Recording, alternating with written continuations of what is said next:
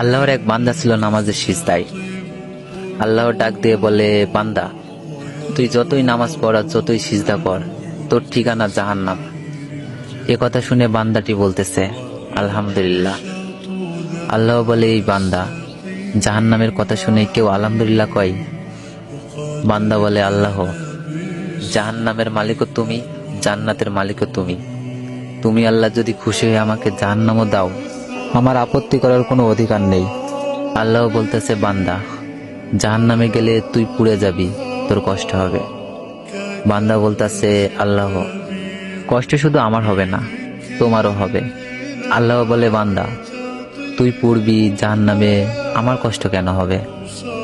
বান্দা বলে, আল্লাহ, মায়ের কোলে সন্তান যদি পানিতে পড়ে যায়, তাহলে দুনিয়ার কোনো মাই যেমন দূরে দাঁড়িয়ে থাকতে পারে না, দৌড়ে গিয়ে বাচ্চাকে কোলে নেয়, আমার বিশ্বাস ওই মায়ের চেয়ে কোটি কোটি গুণ দয়া তোমার বেশি।